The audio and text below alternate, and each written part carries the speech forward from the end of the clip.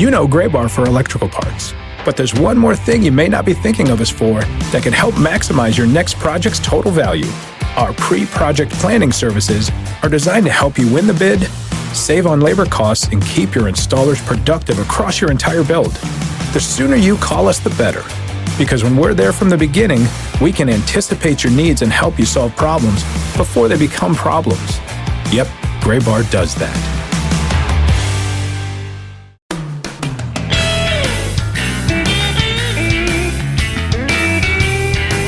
Happy opening day. Minor League Baseball returns in 2017, kinda. Might as well. Let's just embrace it. It's opening day. Yeah, no, right. That's the same thing. Like I wrote a column this week where it was baseball is back. Didn't really feel like it went away, but it's technically back for those of us who are spending all of our time, talking about minor league baseball. This is the return of baseball after a brief hiatus. Exactly, which is, that's a big thing for those of us who are obviously very badly in need of it. But less than 3 weeks after the conclusion of the minor league baseball season, the Arizona Fall League season has opened play for 2017. And with that, we welcome you into the latest edition of the Show Before the Show podcast from MILB.com. I am Tyler Mon. He is Sam Dykstra. We're going to talk a whole ton of AFL today. The season opening last night. We're recording on Wednesday. Season got started on Tuesday. There is a lot of talent on all of these rosters. We'll look at some of that, look at some people who may surprise you, some people who might have big seasons coming up in 2017 in the AFL. The other night, it comes so perfectly into focus when you watch something like Game 3 of the National League Division Series, see Cody Bellinger go off, and remember, oh yeah, last November he was on this podcast as an AFL prospect. That's how close some of these guys are. So keep some of these names in mind because maybe in 2018 you'll be watching them steal the show in a Major League Baseball playoff game. But before we dive into this week's episode, thanks for tuning into the Show Before the Show from MILB.com, wherever you found us at MILB.com/podcast or iTunes or Google Play or the Stitcher app, wherever you found us. We appreciate it, and you can give us a rating and a review and a subscription. I checked the other day, 35 ratings on iTunes. We're still a perfect 5 stars, Sam. There we go. I would love to get that bumped up. I would love to get that bumped up to 40 if we could. Let's get it to 40. Let's get 5 of you tuned in. We've got thousands of people every week. 5 of you. Go give us a 5-star rating. The ratings are actually broken for anything other than 5 stars. You can't even do it. So if you were going to, just don't bother. But if you're going to go give us 5, that works still. Yeah, that's fine. That's always acceptable. The 5-star button is not broken. Just in case you're wondering. So with that, let's get started. 3 strikes. We are all AFL this week, and we will get it rolling with look at some of these rosters in the Arizona Fall League. For those unfamiliar, we hear so often from people who just got kind of turned on to the Show Before the Show, haven't really followed the minor leagues, don't know a lot of the specifics about how exactly some of these ancillary things in minor league baseball work.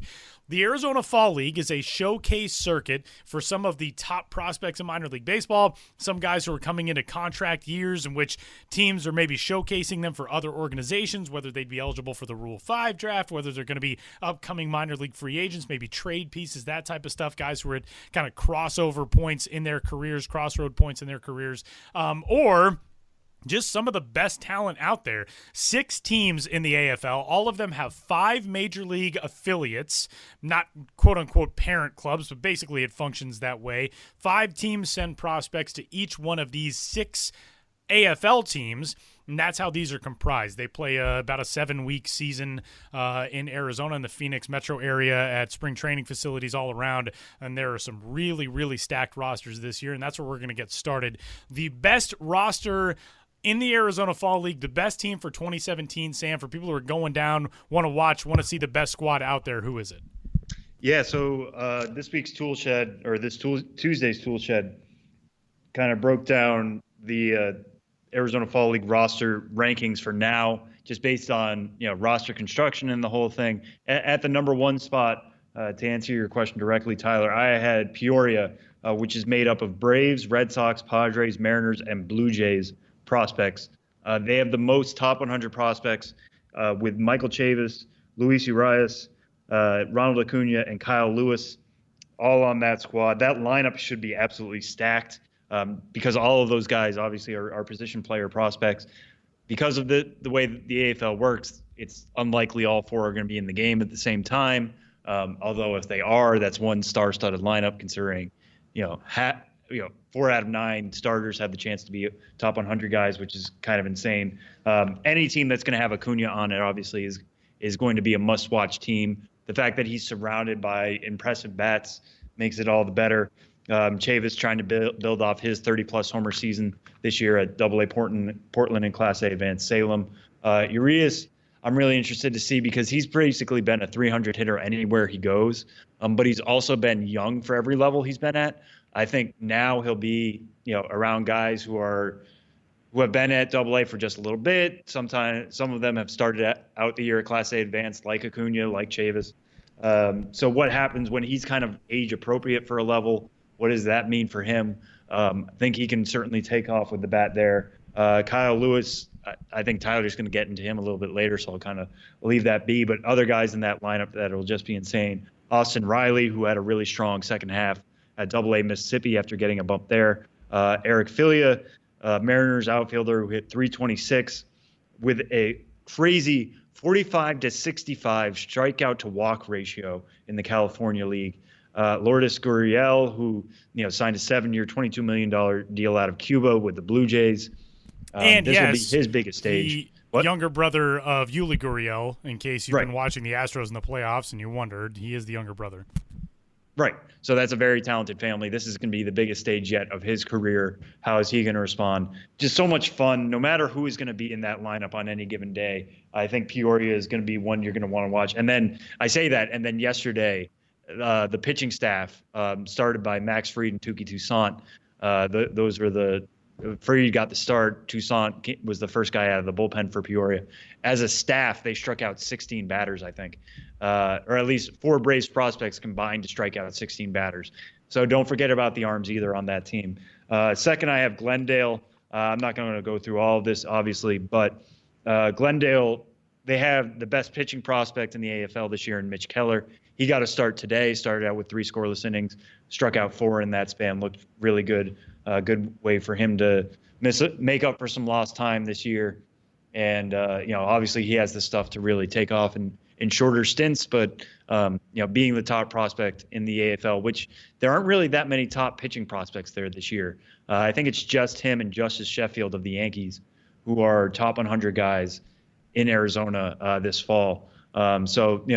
Glendale certainly gets to be the beneficiary of that, getting Keller. But beyond him, they have what might be the most interesting fall league storyline from my perspective, which is that Francisco Mejia, normally a catcher, has caught at every level so far in the Indian system. Obviously, we know his bat can be special. I think he was your pick, Tyler, as the all-MILB catcher of the year.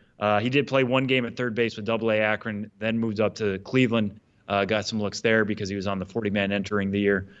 He is heading to the fall league strictly to play third base.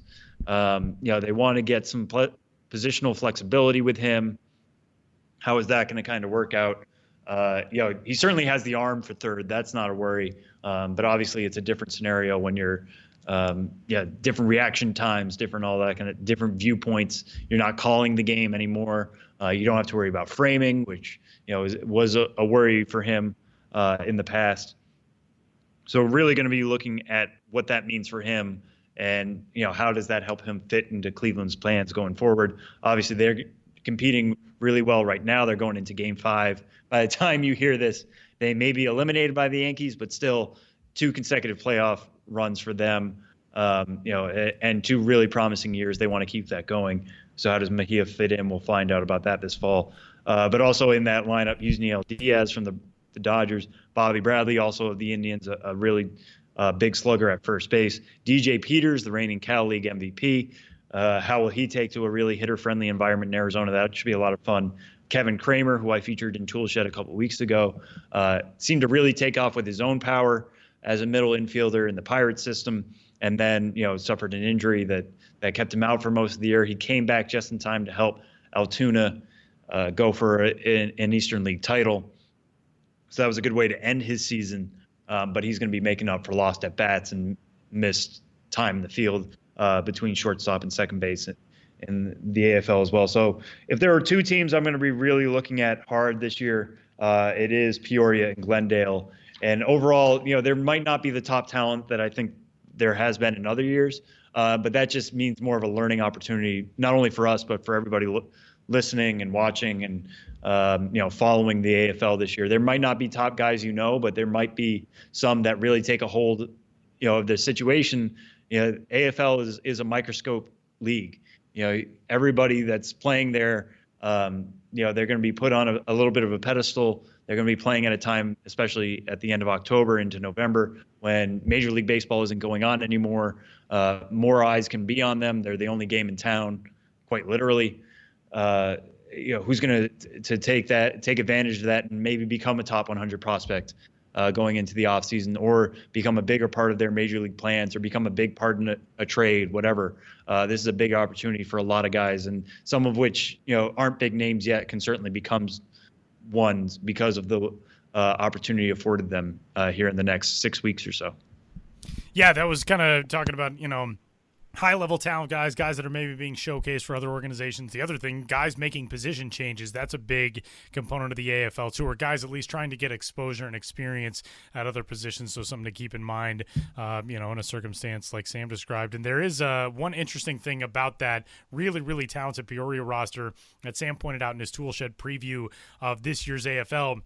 Two catchers on that roster, Alex Jackson and Max Pentecost, who were both taken in the top 11 picks in 2014, number 6 and number 11 overall. Those guys are both on that roster, and those are both guys that people have been waiting for a while now to see if they're going to turn into anything, at least at the catching position, that could resemble a very effective major leaguer, or the hopes that came along with them when they were drafted. So that's going to be an interesting wrinkle on that roster as well.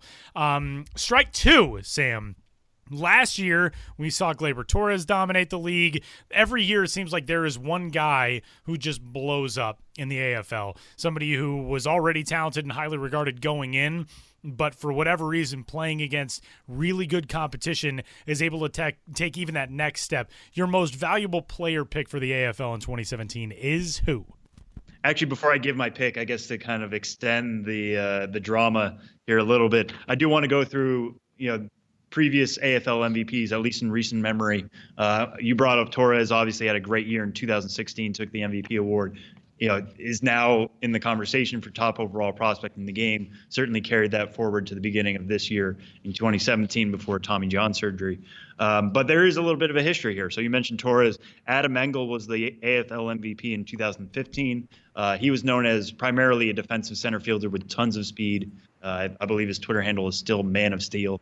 Steel, STAL, which is one of my favorite Twitter handles on that service. But he took off with the bat there, obviously regressed a little bit back in the minors, but he got significant major league time this year. There's no doubting that. Greg Bird was the MVP in 2014. Chris Bryant, you may have heard of him, MVP in 2013. And in 2011, it was Nolan Arenado. So some of the game's biggest stars have won some of the biggest stars or the next big star in Torres have won the AFL MVP. So this does mean something.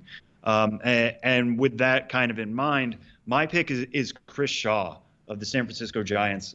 He's a top 5 prospect in that system, a system that's a little bit down right now, as is the major league team. Obviously, they did not have a great year there, finishing at the bottom of the NL West. But Shaw seems like particularly geared to do well in the fall league. The only reason he's there is because he was drafted as a first baseman, used primarily as a first baseman in his first 2 seasons in the minors. This year, the Giants moved him to left field. Left field was obviously a big hole in San Francisco. Shaw's bat looked major league ready by the end. He got in 88 games this year at AAA Sacramento, hit 289, 328, 530 in the PCL, hit 18 homers in those 88 games. Between Sacramento and AA Richmond, where he started the year, he hit 24 home runs, which was a new career high, trumping the 21 he hit in his first full season in 2016. So this is a guy who's tracking, projecting well with his power. People thought he was going to be a plus power hitter when he was drafted out of Boston College in the first round in 2015, certainly showing that potential. The fact that his bat is probably major league ready, it means he's coming to the fold with more experience than some of these other AFL guys. Your Acuñas who just reached AA, your Chavises who haven't even seen AAA yet, and going down the line. Most of these guys haven't even seen that level of competition yet. Never mind played 88 games there. So the fact that Shaw has gotten that level of experience and that level of success certainly points well in his direction. The AFL is certainly a hitters league. It's certainly a power hitters league. Mentioning Bryant and Arenado, the way they took off, Bird, the way he took off there in 2014. So he seems uniquely positioned to do well here. I don't think his play in left field will necessarily affect his potential to win this award. I think he can certainly put up some really, really big numbers here and take that next step. He was certainly trending this direction as well. He looked better in August than he did in July back in Sacramento. In terms of why I'm picking him, there's certain, Mitch Keller might be on the list just because I think he can put up some really dominating numbers. But no AFL pitcher has won the MVP award since Tommy Hanson in 2008. It's just tough to get enough innings with there being so many pitchers, so many guys trying to, work their way or trying to get their amount of work. You look at these pitching staffs, they are rather big. It's tough for pitchers to get enough work to make this award a viable option for them. So you're definitely going to be looking at a slugger who's going to take that. And I think Shaw kind of fits that mold really well. The guy who I'm going to take is somebody who we've talked about on the show a lot, and that's Kyle Tucker, the prospect in the Houston Astros organization, the outfielder who finished the year with AA Corpus Christi. And Kyle Tucker has just been one of those guys who has excelled at every single level where we've seen him so far. He started the year this past season with Class A Advanced Buies Creek, 48 games there, a 932 OPS, 9 homers, 43 driven in. Then he jumps up to AA Corpus Christi in the Texas League. 72 games there, 16 homers, 47 driven in. The OPS is 837, and just seems like one of those prospects, elite level prospects, get better as they climb the ladder in the minor leagues, which seems oftentimes counterintuitive because it's always supposed to get more difficult. But guys, for whatever reason, some of the best talent gets better when facing other talent that is similar in stature. And Kyle Tucker, to me, feels like the type of guy who could really break out in a competitive environment like this. He's a member of the Mesa Solar Sox organization, which features prospects in addition to the Astros from the Cubs, Tigers, A's, and Nationals. I really like him. Kyle Tucker has that full profile and is a guy who I think this coming season we're really going to start seeing as one of the elite prospects. That system, it's so easy to get overshadowed, and he's the top prospect in that system, and still you hear about other guys sometimes even more than you hear about Kyle Tucker because Forrest Whitley is so promising as a young guy. We've heard about Derek Fisher for so long, these guys who have been higher in the organization, higher in the system, now making impacts at the major league level. It seems odd to say, but Kyle Tucker, in some ways, I think flies a little bit under the radar just because of how much talent has come out of that system in recent years. You start thinking to yourself, like, what could the Astros possibly have left? They have somebody like him. That's a blue chip guy. I really like Kyle Tucker as a prospect. He's number 7 overall in MLB.com's rankings coming out of the 2017 minor league season. And I don't know, going into the AFL, sometimes you just get a feel for who is going to be successful and who may have an uphill slog, and Tucker just feels like one of those guys who could really put his name out there even more than it already is.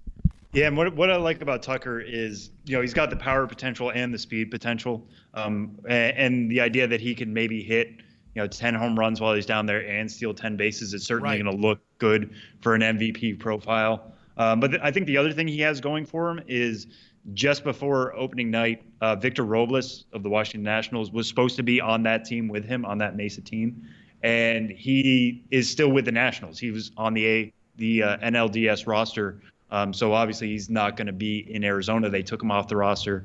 The Nats have said there's a chance he could head down there eventually, but obviously he's not going to be there for the start of the year. They'll see how deep they go in the postseason, yada, yada, yada.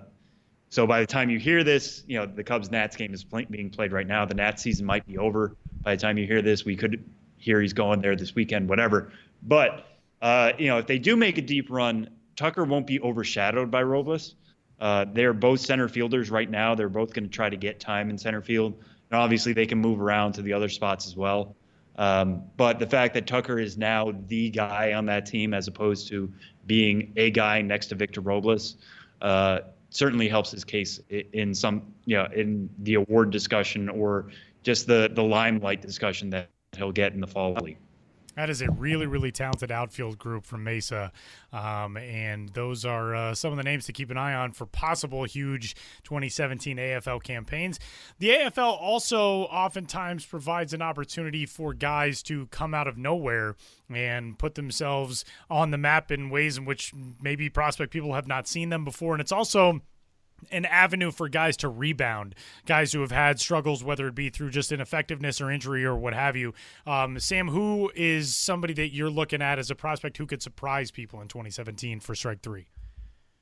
Yeah, I'm gonna give you two names. One very quickly, while we're talking about that Mesa outfield, when the Nats announced that Victor Robles wasn't going to be going to the AFL, they announced his replacement was going to be Daniel Johnson, who had a stellar first year this year, with the Nationals or in the national system.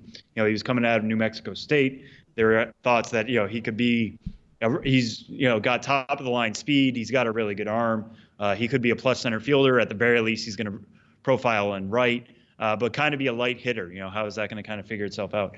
He actually hit 22 home runs this year between Class A Hagerstown and Class A Advanced Potomac. Stole 22 bases, so he was part of that illustrious 2020 club, which had a lot of really good players in it this year. And this is his chance. They started him out at Class A Hagerstown, which for a college guy isn't exactly an aggressive assignment, and he certainly took to it, hitting 300 there with 17 homers in 88 games. But that's a note we have to have on his profile, is that he dominated lower competition. If he can hit a bunch of homers, steal a bunch of bases, do everything what he did in the South Atlantic League and Carolina League this year in the Arizona Fall League, you're going to see his stock climb even higher. Even if it's for a short 6-week span, he has a real opportunity to show the numbers he put up this year were real. They were not just a product of non-aggressive assignments, passive assignments. And the idea that his power is real now and all that kind of stuff. It's a real chance for him. The other one I'm going to offer, who I think nobody has really talked enough about, is Andrew Knizner, who is going to be on that surprise team out of the St. Louis Cardinals system. He was a 7th-round pick last year out of NC State. Really took to both aspects of the game. He's a catcher, but he hit .302 this year with an .820 OPS, 12 homers in 95 games. That's fantastic, obviously. You would like that out of any position player, but the fact that it comes as a catcher for him is really, really good. He put up those numbers at Class A Peoria and then skipped a level, jumped to Double-A Springfield. Actually hit better at Springfield than he did in Peoria, hitting .324 with an .833 OPS in 51 games there. So he seems primed to do well offensively in the Fall League. But not only that, he threw out 45.1% of attempted base stealers this year between those two levels, which is a crazy good number. So he's rounded himself into a really good all-around catcher. The Cardinals already have one of those, in their system. It's still considered a prospect in Carson Kelly. Knizner could be that next guy. He could be on a faster track than Kelly. Kelly moved from third base to catcher. Knizner's a little bit more of a natural, catcher. But the fact that he performed so well in those two aspects, the scouting reports, obviously, like I said, he was a 7th-round pick last year. So a lot of teams didn't see that much out of him. But this is how you put yourself on the map. And if you can carry this to the Fall League, these are the type of performances in which we're talking about a top 10 catcher in the minors, never mind, a good catcher in a system.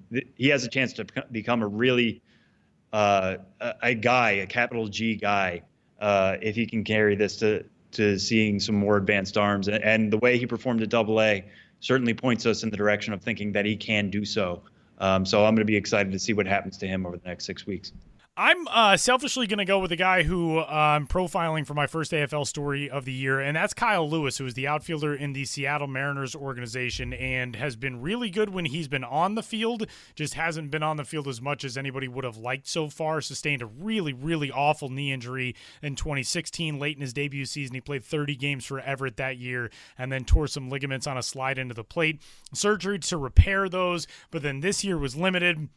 Soreness, later on a bruise in that same leg that he suffered in his first game back after the injury. Ended up in 2017 only playing 49 combined games between Class A Advanced Modesto and the rookie level AZL Mariners when he was coming back from the injury. But the ceiling is extraordinarily high for Kyle Lewis. He's the top prospect in that system, taken out of Mercer University in 2016. He was the Golden Spikes Award winner as the top collegiate player, a guy with a really, really diverse profile. I mean, every grade across the board for him is 50 to 60. He's got major league plus tools, it seems like, in almost every category. And what the AFL does is it gives guys a chance who have not gotten innings to do some makeup work and get themselves ready for the following season. So for Kyle Lewis, it's only been 49 games played this year, only 79 games played so far in his minor league career. But go out, you're kind of in an advanced level. You're, sort of cramming things in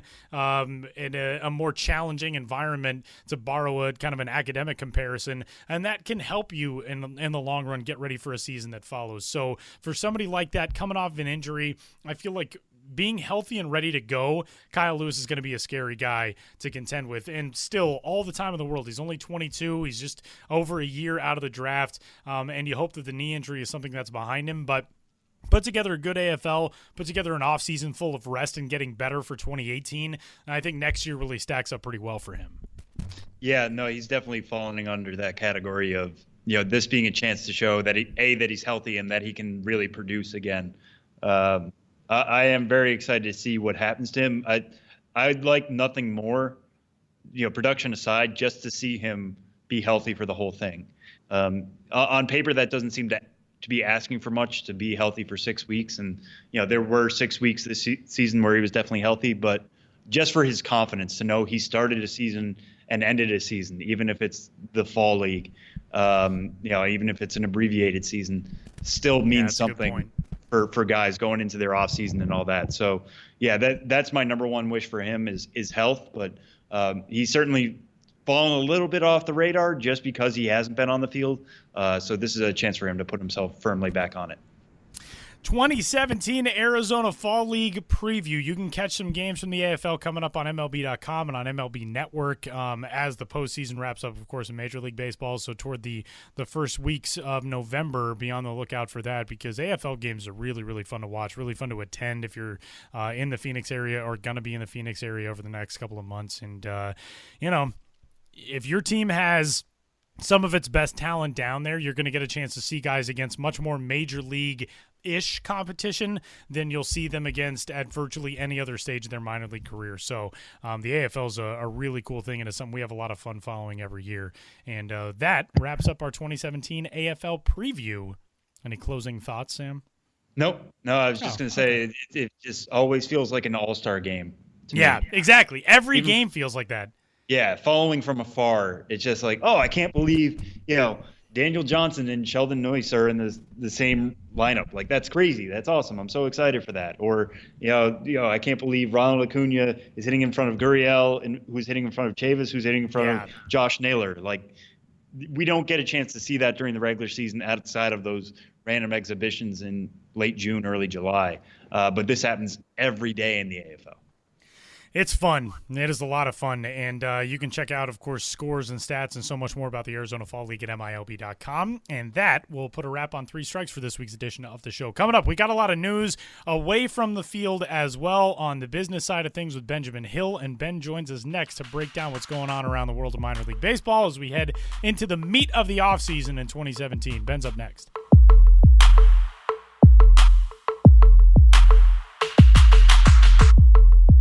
Bringing in Benjamin Hills, we talk some business of baseball, some ballpark news, some affiliation news, stuff the offseason minor league hot stove on the business side kind of starting to get rolling. Hi, Ben. Hi, Tyler. Hi, Sam, who is sitting next to me, and Tyler, who is not sitting next to me. Sadly, as always. Well, Ben, we got some news yesterday that was not unexpected. We've been kind of expecting to hear something on this front for a little while, but kind of unexpected in some of the details. The Las Vegas 51s are reportedly in 2019 going to be moving into a new ballpark for which the naming rights were agreed to at a price tag of $80 million over 20 years with the Las Vegas Convention and Visitors Authority. Ballpark will be located in the Summerlin neighborhood, which is a little bit west of downtown Los Angeles, of Las Vegas. But still, it seems a lot of specifics left uncovered, but this looks like the next step for the Las Vegas 51s franchise, which has been in Cashman Field for so long, right now is kind of the one bringing up the rear is in terms of Pacific Coast League ballparks. What all do we know about this situation right now? Yeah, well, first of all, Cashman Field opened 36 years ago. It is the oldest ballpark in the Pacific Coast League. I visited there in 2016, and what they say is true. It has its own charm for sure. It's located kind of close to old Las Vegas off the Strip, but it is a very out of step ballpark, especially in AAA right now.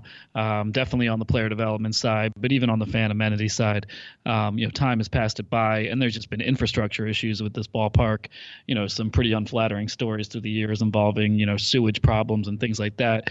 So it's been a priority within the PCL. If you're talking on a league-wide to-do list, it's get a new ballpark in Vegas. Obviously, you don't want to lose Vegas as a market. It's a big market. It's a difficult market because there's so much to do there. You often see teams struggle in markets in which there's so much competition for the entertainment dollar. But, so this has been in the works for years, one plan or another or this or that to try to build a more, state-of-the-art, appropriately, Vegas-style ballpark for the 51s. And it looks like we are now closer to this happening than we ever have been before with the deal you mentioned that was announced yesterday. I'm talking on Wednesday, so on Tuesday. Kind of unorthodox that the big chunk of the money is coming via a naming rights deal with the Las Vegas Convention and Visitors Authority that previously used to manage Cashman Field. And, I'm still working out the details. I don't quite understand how all these relationships are working. And but it's going to be an $80 million naming rights deal, $4 million a year, which is going to go a long way toward funding the construction of this ballpark and getting the pieces in place to make this a reality. The team is owned by the Howard Hughes Corporation, which also, it was Howard Hughes himself who created essentially Summerlin, the neighborhood where the ballpark will be in. I don't know if you call it a neighborhood as much as a viable, almost mini city in itself. It's a planned community. Howard Hughes bought the land in 1952. Now the population there is almost 100,000. It is a very affluent area, and also the Las Vegas Golden Knights, the new hockey team, has a practice facility there. So this would be part of a larger sort of sports complex area. So, a lot's falling into place, and right now the plan is to break ground early in 2018 with the goal of opening in time for 2019. And, it's always tough with these construction timelines. And, it's like writing a paper in college or something. No one ever seems to be able to start with plenty of time to get it done. It's always working to the last second. But we are really looking toward 2018 right now as very potentially being the last year at Cashman Field and ushering in certainly a new era of minor league baseball in Vegas. And so a lot of moving parts here. I just did my best. What I find really interesting about it is we hear about naming rights deals at every level of sports and every sport at college and professional, and sometimes you get these crazy, weird, wacky names or something that just sounds way too corporate. This is 20 years, $80 million, and it's going to be called Las Vegas Ballpark. Which just seems, it gets the name out there. It's that was kind of the point, was they wanted to ensure that Las Vegas was always going to be part of the team identity. But it just seems like you invest all this time, all this money, that's the name that most fans would just say, yes, what it should be called, but it should just be called that. You know what I mean? It's just kind of, we're not seeing it as like, oh, it's going to be Papa John's Ballpark at Pepsi Point or something like that. Like, it's just it comes down to being something very straightforward after all this. Right, and I think that speaks to the nature of Vegas itself, in which Vegas is essentially a brand. And, and this is the Convention and Visitors Authority saying, what we want our brand is Las Vegas. As I saw, one of the authority members in one of the local papers said something like, our job is to get heads in beds. Filling up those hotel rooms, getting visitors, and they think something like this is part of that. There's a lot of space to fill in Vegas all the time in terms of getting people to visit, getting people to spend their money, giving people things to do, not just for tourists, but for the residents. And Vegas is the brand itself. So you're right, Tyler. I can't come up with any really applicable scenario such as this one that's falling into place, both with the amount of money involved for the naming rights deal and the fact that it's a decidedly non-corporate sounding name for sure. Las Vegas Ballpark sounds like the name you'd give it until a naming rights deal is actually in place, as opposed to the name that it's given because a naming rights deal was put in place that puts the whole project in motion and towards a pretty viable reality at this point. Well, just looking at the artist rendition of what the ballpark is going to look like, we have this on the site for anybody who wants to go check it out.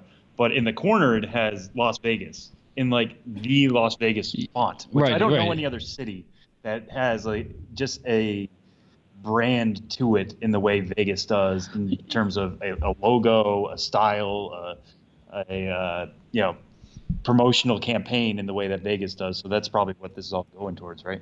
Yeah, I mean, you see just like in the commercials, what happens in Vegas stays in Vegas, what have you, and you have the same font branded right there on the ballpark. Right. It is interesting. And something else, just jumping in real quick, Sam, that I think is really key to this for minor league baseball is for the last few years, you've looked at Vegas and you've seen, they're getting an NHL team. They're getting the Oakland Raiders soon. And you kind of think to yourself, where does AAA baseball fit in the large scheme of things? This is a big win for the market, for minor league baseball, for the 51s franchise, because now you are a cornerstone of that community the same way the Golden Knights, the same way the Raiders are, new facilities. I mean, it ushers in an entirely different era of entertainment in Las Vegas that's not just booking a hotel room and gambling for a while. Now there are these sports options, these professional sports options, and the 51s aren't going to be an afterthought, which I think is pretty cool too. Yeah, it does. Hey, I don't want to get off on tangent upon tangent, but it also brings up the scenario, though, with Major League Baseball being rumored to possibly expand in Las Vegas being one of those markets.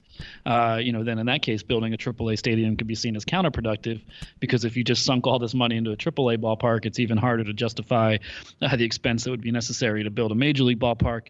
I don't know the specifics on that, but certainly that was one of the primary arguments in Charlotte against building a AAA ballpark. And there was a particular individual, I believe his name was Jerry Reese, who continually sued for various reasons against that project happening, predicated on the fact that we're a major league city now and we shouldn't be building a AAA ballpark. So you could definitely see some possible criticism here of, why are you building a minor league stadium in what we consider now to be a major league town? But I'm probably getting ahead of myself.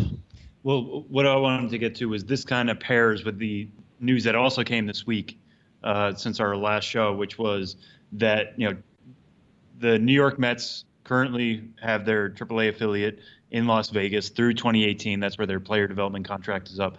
They made news this week by announcing that they were purchasing or buying the Syracuse Chiefs, and they will be moving there in 2019, which leaves Vegas without a team for 2019, makes things a little awkward for this year coming up. Obviously, when the game of musical chairs is played with player development contracts, it always seems like Vegas is the last empty seat, and whoever doesn't have a seat just has to move there, and that was the Mets case after they moved out of Buffalo. But what kind of effect do you think this new stadium has on potentially this being a desirable location for teams looking for their AAA affiliate? Was it just Cashman Field that had that effect, or is it the idea of Vegas in general that usually left, the 51s a little bit behind some of their other clubs? I mean, I think from a player development standpoint, you could probably argue that maybe you don't want a team in Vegas for the quote unquote distractions, but without a doubt, the reason that Las Vegas has been sort of the last one standing in the affiliation shuttle and a market that the teams reluctantly go to because they have no other options, such as the Mets case right now, is because Cashman Field is literally the worst stadium in the league. So with having a new ballpark, that's going to completely, overturn the thinking about having Vegas as a AAA affiliate. I think if you have a brand new ballpark in this, very affluent part of town, then all of a sudden, major league organizations are going to look very differently at having a AAA team in Vegas, and it could be seen as a possibly very favorable thing, particularly for a team on the West Coast where there's a lot more proximity, because obviously time is of the essence with your AAA affiliates in terms of getting guys sent up and down as quickly as possible. And that's been a problem for the Mets outside of the player development issues at Cashman Field, which is very low on the player development amenities. They got to get players to New York City from Vegas on a moment's notice, and that can be tough too. Which brings us then to the fact that these are two very overlapping big news stories, but not totally connected really, in that the New York Mets will be leaving Las Vegas and going to Syracuse because they're buying the Syracuse Chiefs. And it's kind of bad timing for the Mets that they're leaving Las Vegas at the same time that Vegas is getting a ballpark in which it would be much better for them to compete in. But they are all about proximity with this. If they have their AAA team at Syracuse, they've got AA in Binghamton and of course major leagues in New York City. So now you have your highest levels of play in close proximity to one another, which is obviously a huge benefit. And the Mets, ever since they left Norfolk at the end of, I believe, 2006, have really struggled with solidifying a relationship with a AAA team they want to be with, having gone from Norfolk for decades to New Orleans, which was not a good fit, to Buffalo, and then they eventually lost that and then had to go to Vegas. So now they're controlling their own destiny by having a team they own and operate in the International League close by, and thus ends over 50 years of community ownership of the Syracuse Chiefs since 1961, I believe. But that franchise has been through a lot of turmoil, was losing a lot of money for a lot of years. They've righted the ship in recent years, now to where they're eking out a small profit. But there's been a lot of concerns about the long-term viability of the Chiefs under their, community ownership model. And having tons of shareholders via a system that goes back to the 60s. And so now with the Mets owning and operating that franchise, I think that makes baseball fans in Syracuse rest a lot easier, thinking, wow, there's a lot more long-term viability in having the Mets here owning and operating the franchise. So it's a good move for both Syracuse, then the Chiefs, as well as the Mets, who now finally won't be stuck with the Vegases of the world and actually have a AAA affiliate that's close by, and that they can have a lot of say in the input of how it's run because they literally own it. The dominoes never stop falling, and that actually brings us to a similar story. The Carolina Mudcats, also purchased by a Major League affiliate. That's one story, not an affiliation change in terms of the parent club, but a different structure for the Mudcats and their relationship with the Milwaukee Brewers, and also a change in affiliation in the Appalachian League in Greenville. The Astros are out, the Reds are in. Ben, tell us the latest on those situations. Sam and I talked about those a little bit, but give us kind of the breakdown from your point of view. Yeah, I mean, the Appy, starting with Greenville and the Appalachian League, that's a unique league because every team in the Appalachian League, as you could maybe indicate from their names, which they all have the parent club names, every team in that rookie level league is owned by the parent club. So they are not beholden to the traditional, every 2 or 4 year player development contracts that are subject to renewal. It's basically the major league team owns that team until they don't want an Appy League team. So this kind of seemed to come out of nowhere when the season ended and Greenville, or the Astros organization, said, we don't want an Appy League team anymore. And, I immediately thought back to 10 years ago, meaning one, I've been doing this too long, but 10 years ago, Pulaski didn't have an affiliate for the 2007 season, and the league went to 9 teams and played a really awkward season with a lot of off days and double headers to make up for the fact that there was an odd number of teams in the league. So when the Astros pulled out of Greenville, I thought, oh, here we go again, except not, because the Greenville stadium, Pioneer Park, is the newest one in the league. It's owned by Tusculum College. It's on that campus. It's a very nice ballpark, and it's a pretty desirable place for your rookie level affiliate to play. What I was not expecting was the Cincinnati Reds to be the team that has filled the void in Greenville after the Astros left, because the Reds already have a rookie level affiliate in the Pioneer League, and there are no major league organizations that have both a Pioneer League and Appalachian League team. Some don't have any in either of those two leagues, and some have one in one or the other. So the rookie levels are a little wilder in terms of the discretion of the teams, how many teams they have and in what leagues they're in. And I think the Astros' reasoning was to they pulled out of the Appy. They're not in the Pioneer. I think their reasoning was to more consolidate it on the Gulf Coast League level and stay in the complexes. But the Cincinnati Reds stepped up on the other direction, saying, hey, we're going to have a Pioneer League team, the Billings Mustangs, and also on the same level of play in a different league. Now we're going to be in Greenville. They're going to be the Greenville Reds. So, the Appy League staying strong, 10 teams, and I'm glad to see that.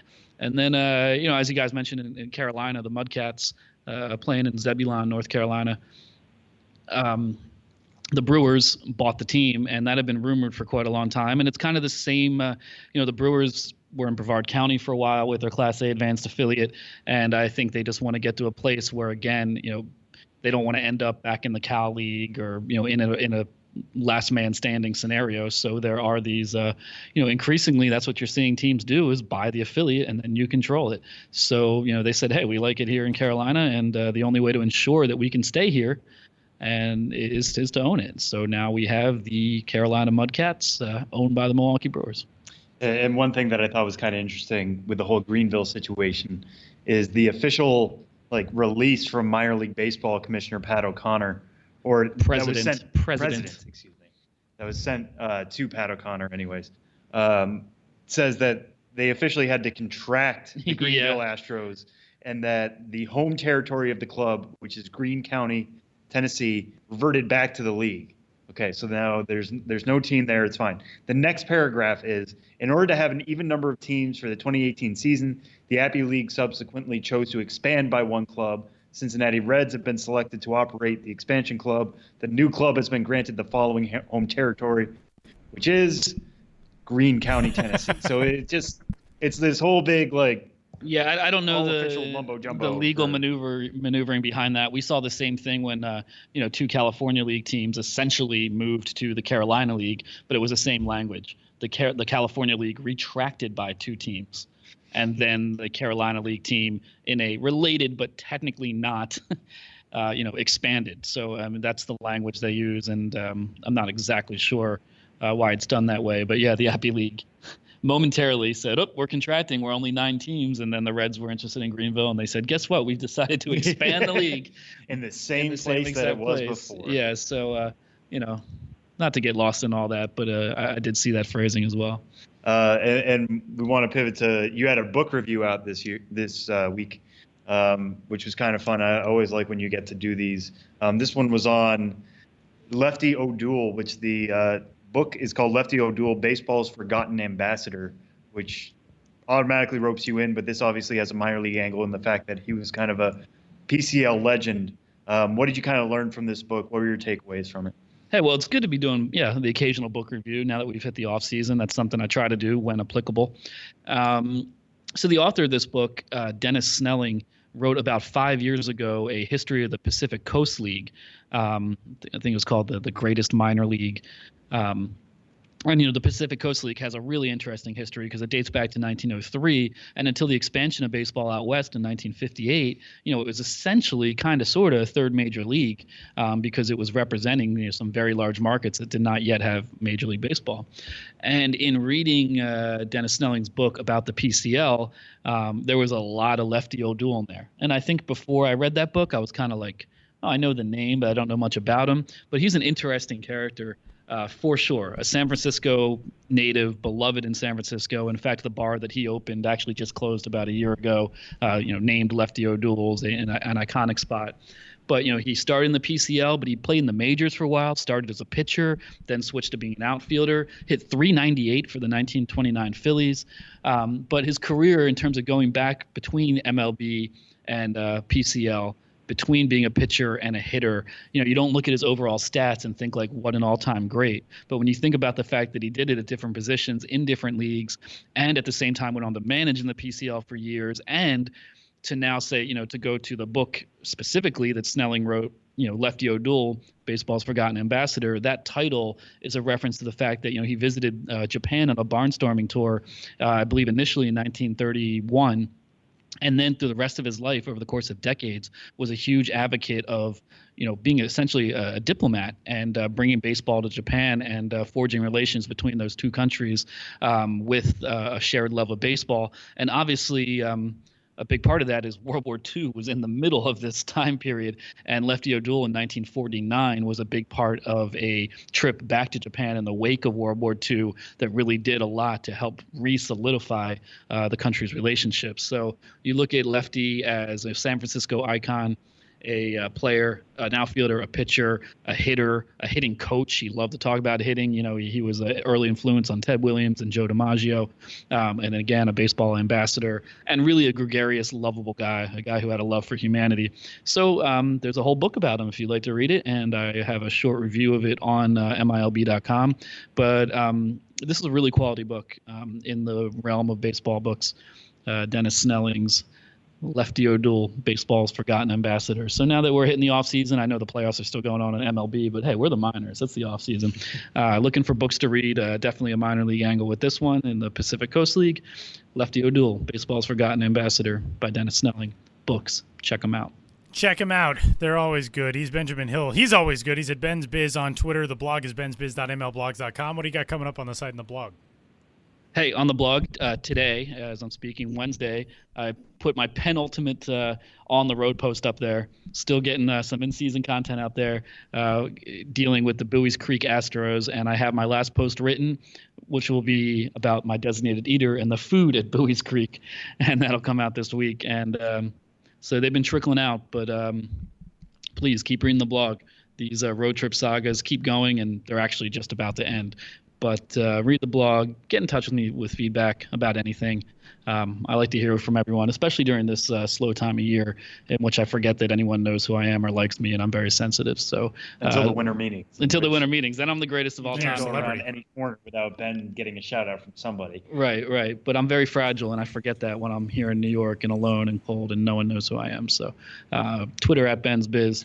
Get in touch. And if you have any off-season suggestions just about fun ways to do this material and things you'd like to see, get in touch. I'm a man of the people. Do it. He's not lying to you. It's you can contribute to all kinds of good off-season stuff from Benjamin Hill, who again you can find on Twitter at Ben's Biz. And Ben, we'll talk to you next week. You will.